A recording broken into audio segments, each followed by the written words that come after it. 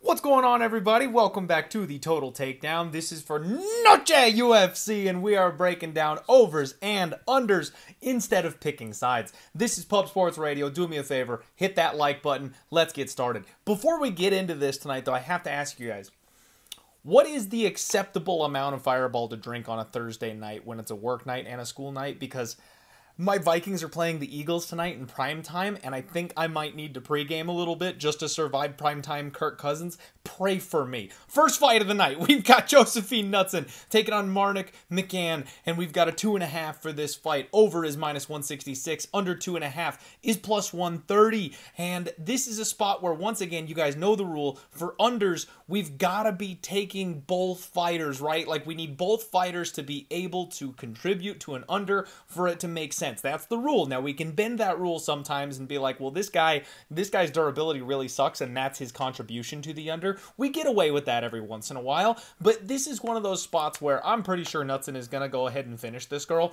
She is Hamzat's girl. She was on Dana White's Contender Series. Dana has been handing out contracts like Oreo cookies. He is Oprah this season on Dana White's Contender Series, and he did not give her a contract, even though she dominated bell to bell and had her opponent hurt multiple different times over the course of that fight. She's getting this shot here on the UFC's main stage against a nobody who's coming in on even shorter notice than her, so she can get that impressive finish. That's what this fight is. She's a -600 favorite. I will be looking at Nutson inside the distance rather than the under 2.5. I know, we're talking totals, not sides. I just said that 30 seconds ago. But this is one of those special circumstances where if I'm getting +125 on inside the distance for Nutson and +130 on the under 2.5, I would rather play the inside the distance and keep those extra 2.5 minutes in my back pocket, because realistically, only one of these fighters is finishing this fight. So I'll take the break on price to get the fighter I think is the one doing the finishing. Next up, Alex Reyes takes on Charlie Campbell. We got a 1.5, and it's juiced heavily to the under. -230 to the under 1.5, and that makes sense. Alex Reyes, 6-year-long layoff. The last time we saw him, he got nuked by Mike Perry. Doesn't seem like this guy likes to get hit. He's the lesser of the Reyes brothers. I'm kind of surprised the UFC let him hang around this long. Charlie Campbell, we've seen him on Dana White's Contender Series, and even since then on the regionals. This guy is a barn burner fighter in round one. Just goes life and death every single fight. Seems like he's more skilled everywhere. Seems like he's more violent. I believe he's the larger of the two. We'll wait and we'll find out tomorrow at the face-offs whether or not that's accurate. But we do have the under 1.5. That's got to be the pick. I'm not laying -230, but I kind of expect this to be like a 3-minute fight.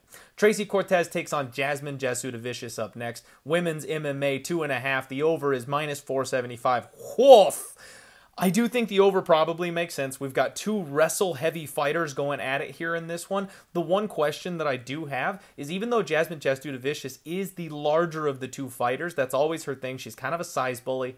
She's got a bad gas tank on her. We've seen when she is on the back foot, when she is the fighter who is moving backwards, when she's able to be out-grappled, she just doesn't have the same offensive intensity or even the same defensive whereabouts that she does when she's in the driver's seat. She's only got 2 losses, both by decision. The fact that she survived Natalia Silva, that makes me think that, okay, you know what, she's probably gonna be okay in this spot. She's probably gonna be able to survive what Tracy Cortez brings to the table. And Cortez is mostly a decisionator fighter herself, but she is coming off a long layoff. I wouldn't round out the round 3 sprinkle at crazy stupid odds on Tracy if you wanted to try and take that shot. You know what, my reads have actually been the opposite of what's been happening recently, where I'm calling the method and the round correctly but the wrong fighter. So sprinkle Jasudavicius round 3 as well if you want to. But this thing is probably going over. I don't like -450 or -475, but yeah, it's probably going all 15. Next up, Edgar takes on Daniel Lacerda. 1.5 the total. Under's juiced all the way to -210. You can get +160 on the over 1.5, and this is a Daniel Lacerda fight, folks. The guy has 4 minutes of gas. We've seen it 4 times in the UFC, and he's so much fun they brought him back for a 5th.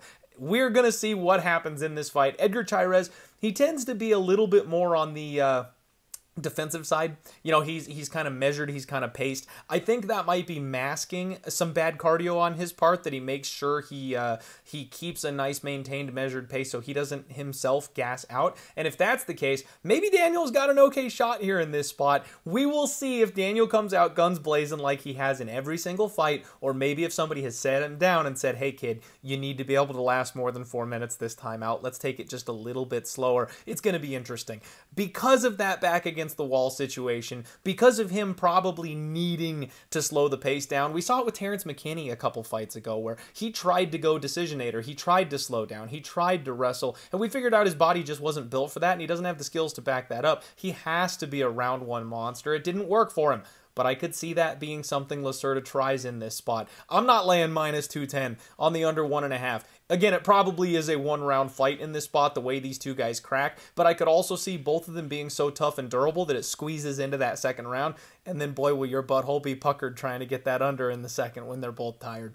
Next up, Roman Hopilov takes on Joshua Fremd. We've got a 2.5 here. Over 2.5 is plus 130, under 2.5 minus 165, and this is definitely a violent spot here for me. Josh Fremd has bad cardio. Josh Fremd has tall man defense. What he does have is a good solid amount of power, and he's a big dude for this weight class. So early on, opportunity. I do definitely think there's some chance at a finish. However, the deeper this fight goes, the more that I think it's going to be something where you've got Josh Fremd losing to Hopilov in the striking and the grappling, pretty much everything. So the longer it goes, I think the more it's going to be a Hopilov fight and a finish. Next up, Lupita Godinez takes on Elise Reed. 2.5 the total. This one's over all day, folks. If Lupi does decide to grapple, we know Reed struggles with that. She could get a ground and pound TKO. She could get a sub, but at the same time, I'm not putting all my eggs in that basket. Fernando Padilla takes on Kyle the Monster Nelson. 1.5 the total, and it's over 1.5 minus 140. That actually does feel like a half decent spot to me. I think Fernando Padilla is more than capable of slowing down, and we have seen Kyle hang in there. His toughness, his durability, he's been taking it slower so he's not dying in round one quite as much. I actually think we could get over here, so I'll say over 1.5 minus 140. Zellhuber and Giagos, we get back to the 2.5s next up here. Minus 125 to the under 2.5, and again, I do think that's probably the way.